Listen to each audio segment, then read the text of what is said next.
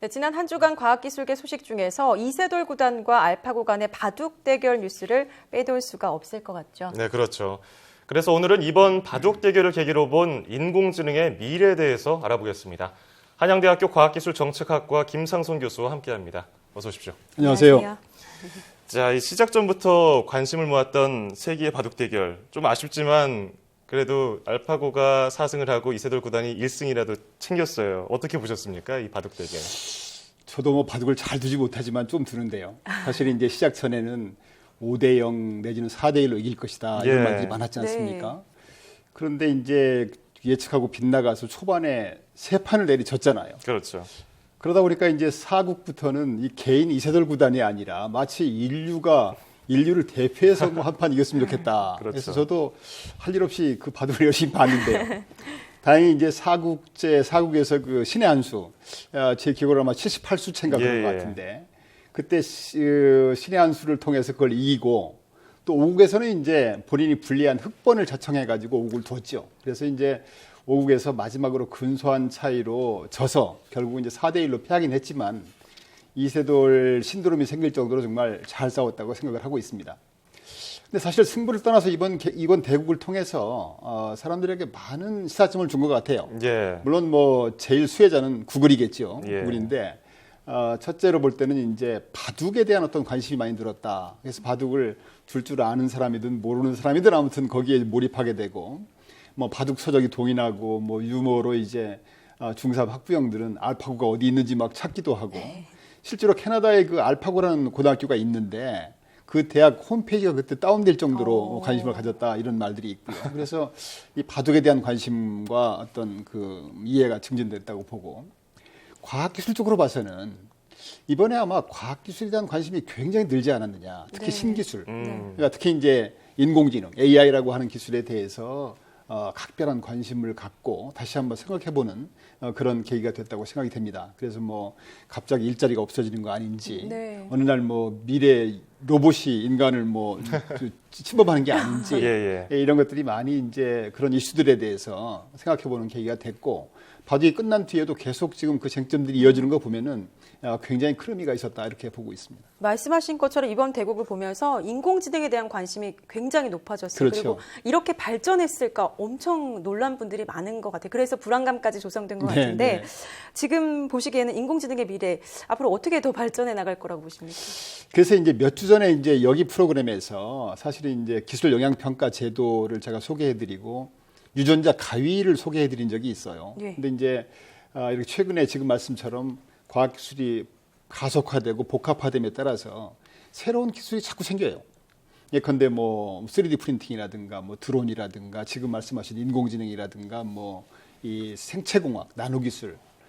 근데 이런 새로운 기술들이 그동안에 경험해보지 못했는데 이제 전반적으로는 인류의 삶이라든가 인류 발전에 기여하는 유익한 측면이 많지만, 우리가 이제 SF 영화에서 보는 것처럼 인공지능 로봇이 뭐 인간하고 싸운다든가, 지금 이 순간에도 어떤 사람이 몰래 숨어서 사람을 복제하는 노력을 해보고 있다든가, 그러면 큰일이잖아요. 그래서 이런 어떤 이 오남용 문제라든가 환경 윤리 문제, 우리가 예상하지 못했던 문제가 있기 때문에 정부에서는 이제 그 과학기술 기본법에 보면은 기술 영향 평가 제도라는 것을 도입을 하게 돼 있어요. 그래서 이 제도에 따라서 이제 새로운 과학기술 발전이 사회 전반에 미치는 영향을 종합적으로 평가하고 그 결과에 따라서 대응 방안이 뭔지 미리 이제 대응 방안을 강구를 하고 또 국민 이해를 높이는 그런 역할을 해오고 있는데, 매년 2-3개 기술을 하고 있거든요. 그래서 작년 말에 선정한 게 이제 지난번에 그 유전자 가위하고 이번에 인공지능. 그러니까 어떻게 보면은 정부에서 굉장히 시적절하게 인공지능에 대한 기술 영향 평가를 했다고 볼 수가 있습니다. 이번에 인공지능에 대한 관심이 높아지면서 과다하게 괜한 두려움을 가질 필요는 없다고 얘기를 하지만, 그래도 뭐 범죄라든지 환경, 윤리 문제로 발생할 것들을 대비하는 거는 필요해 보이고요. 이 철저한 대비를 하기 위해서는 인공지능이 어디에 어떻게 쓰일지 기준을 명확히 하는 게 중요할 것 같거든요. 네, 그렇죠. 그러니까 인공지능 기술 뭐 잘 아시다시피 이제 인공지능 기술이라는 것이 이제 센서를 통해서 얻은 정보를 지각 인식하고 그걸 통해서 이제 추론 계획하고 또 그걸 또 이제 학습 적용하는 그런 이제 컴퓨터 기술을 이용해서 문제를 해결할 수 있는 기술인데요. 앞으로 아마 인공지능 기술이 계속 발전할 것 같아요. 발전을 거듭하면서 미래에는 아마 이제 특별히 프로그램을 제공하지 않아도 기본 정보만 주면은 본인 스스로 판단해서 이제 이번에 바둑처럼 말이죠. 예. 이런 것들이 점점 더 발전하지 않겠느냐 이렇게 지금 예측이 되고 있습니다. 그래서 이렇게 이제 계속 발전이 되게 되면은 미래에는 이제 인공지능 기술이 이제 뭐 우리 사회에 많은 영향을 주게 되겠죠. 그래서 그런 것들을 미리 대비해야 된다고 보는데 그럼 인공지능 기술이 과연 어디에 쓰이느냐? 지금 뭐 예측하시다시피 용도는 무궁무진한 것 같아요. 예. 가장 쉽게 지금 이번에도 아마 구글이 그 다음 단계에서는 이제 개인 비서를 지금 하겠다고 하는데 이미 지금 비서 역할을 하는 것이 이제 애플이라든가 마이크로소프트라든가 구글에서 이미 그런 게 나와 있잖아요. 실이라든가 또 그 코타나라든가 나우라든가 이런 것들이 이제 개인 비서 역할을 한다든가 또는 의료 진단 분야에서도 많이 활용이 돼서 그동안에 있는 데이터를 종합해가지고 진단을 하게 되는데 IBM의 그 인공지능 왓슨이라고 하는데요. 왓슨이 실제로 그 암 진단을 하는데 사람 의사보다도 그 진단율이 배가 높다고 합니다. 정확도가 이미 그런데도 지금 뭐 쓰이고 있고요. 예. 그다음에 이제 그 외에도 막 다양한 용도로 지금 쓰이고 있어요. 심지어는 창의적이고 이 감성적이고 이런 분야. 예를 들어서 요리 분야가 안 될 것 같지 않습니까? 예. 그러니까 요리 분야에도 이제 셰프 알파고라든가. 그래서 우리에게 알파고. 가장 맛있는 요리를 제공해 준다든가. 예. 기자 같은 경우는 뭐 독특한 영역이라고 봐지지 않습니까? 예. 근데 그렇지 않지요. 기자조차도 이제 LA 타임즈 같은 데서는 이 로봇이 재난재해라든가 사고 현장 기사를 직접 자기가 작성해서 송고한다든가 이런 영역까지 지금 침범하고 있지요. 그래서 앞으로는 이제 이 인공지능이 빠른 속도로 많은 분야에서 활용될 수 있지 않겠는가 생각을 하고 있습니다.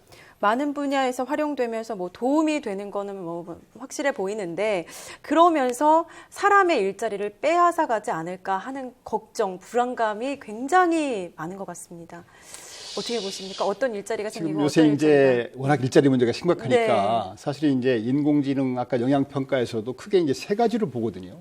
인공지능이 앞으로 산업이나 일자리에 어떤 영향을 줄 것이냐, 또 문화적인 측면에서 어떤 일자리를 영향을 줄 것이냐, 또 윤리는 어떠냐 이렇게 많이들 이렇게 보는데요. 특히 일자리 분야에 대해서 관심이 많은 것 같아요. 네. 그래서 실제로 아마 앞으로 AI가 인공지능이 상당한 부분의 일자리를 대체할 수 있을 것이다. 이렇게 예측을 하고 있습니다. 그러니까 예. 특히 이제 루틴하게 되는 뭐 운송업이라든가 사무직이라든가 행정직이라든가 이런 노동 생산직군 또 그다음에 이제 뭐 회계사라든가 세무사 그러니까 서류 작성이라든가 계산 일정한 틀에 따라서 움직이는 이런 업무들은 아마 상당 부분 이렇게 AI로 대체가 되고요. 심지어 일부 서비스직 아까 말씀드렸던 그 의료라든가 뭐 법률 상담, 기자 이런 쪽도 상당 부분 대체할 것이다 이렇게 보고 있고요. 그런가 하면 이제 우리가 창의성이라든가 감성이라든가 이런 것들이 요구되는 부분이 있지 않습니까? 네. 예를 들어서 뭐 아트 세라피스트라든가 또는 무슨 뭐 이런 쪽은 이제 앞으로 점점 쉽지 않지 않을까 생각이 됩니다. 그런데 문제는 비록 이제 이 인공지능이 이런 부분을 대체한다고 해도 100% 대체할 수 있는 부분은 없다는 것입니다. 그러니까 결국은 인공지능이 발달한다고 해도 인공지능과 인간이 협업을 통해서 보다 나은 그런 성과를 만들어 갈 수 있지 않을까 그렇게 기대를 지금 하고 있습니다. 어쨌든 이 AI 인공지능과 사람이 공존하는 사회는 피할 수 없는 운명인 것 같긴 해요. 그렇습니다. 그렇기 때문에 여러 가지 일자리 문제도 그렇고 윤리적인 문제 준비할 게 많은데요. 우리가 어떤 준비를 하면서 이런 세상을 대비해야 할까요? 그러니까 이제 지금 이번 그 AI 그 바둑 대국을 통해서 사람들이 그 막연한 공포심이 있는 것 같아요. 네. 아까 말씀드린 것처럼 일자리를 다 뺏어간다든가 예. 아니면 뭐 인공지능이 뭐 사람을 공격해 그런 영화들이 있지 않습니까? 예, 지금 예. 아이로봇이라든가 뭐 허라든가 그 보면은 뭐 인간이 뭐 인공지능하고 사랑에 빠지질 않나 로봇이 반란을 일으키지 않나 예, 그런 문제가 있기 때문에 사실 좀 두려운 그런 면도 있는데 우리가 이런 막연한 두려움을 가질 게 아니라 사실은 인공지능이 얼마 전에 이제 다보스 포럼에서 얘기한 것처럼 제4차 혁명, 4차 산업혁명의 핵심이다. 또 지식 정보화 시대의 핵심이기 때문에 이걸 잘 활용해서 국가 경쟁력 제고라든가 또 편리하고 안전하고 풍요로운 삶에 기여할 수 있게 대비를 해나가야 되는데요. 예. 아마 첫째가 그 연구 개발 같습니다. 우리가 이제 선진국 대비 한 2년 정도 지금 기술 격차가 있는 것으로 알려져 있는데 이 분야에 대해서 그 R&D 연구 개발 활동을 가속화해서 더 늦기 전에 민관 협력이라든가 산학연 역할 분담을 통해서 이쪽 그 역량을 강화시켜 나가야 되겠다. 그래서 마침 어제 그 청와대에서 이제 그 관련 전문가 회의에서 정부 민간 협력으로 지능정보기술연구소를 설립해서 앞으로 5년 동안에 1조 원을 투입하겠다. 이런 것은 저는 굉장히 시의적절하고 바람직한 대책이라고 보고 있습니다. 두 번째는 이제 앞에서 말씀드린 것처럼 일자리 변화에 크게 이게 영향을 주기 때문에 AI가 직업 직무에 미치는 영향을 예측해서 재교육을 시킨다든가 또 업무 전환 지원 프로그램을 마련한다든가 신규 전문 인력을 양성하는 그런 것에 어떤 대비를 할 필요가 있다고 보고 있고요. 특히 일자리 문제에 대해서는 아까 그 컨설팅 업체인 그 딜로이트에 따르면은 향후 20년 이내에 영국의 일자리의 한 35%가 지금 대체되고요.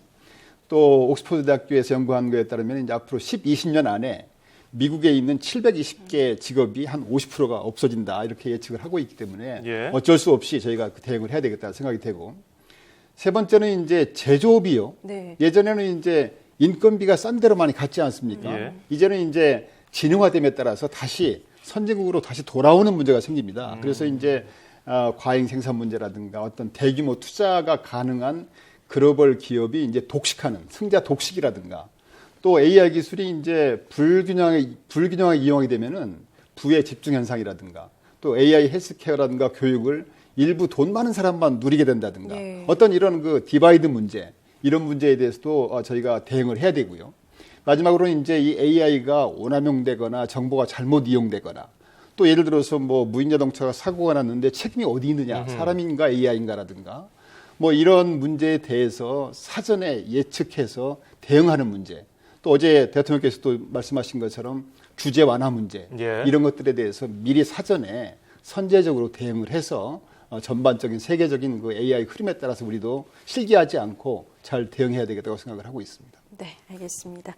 지금까지 인공지능 기술의 발전 현황과 전망에 대해서 한양대 김상선 교수와 함께 알아봤습니다. 고맙습니다. 감사합니다.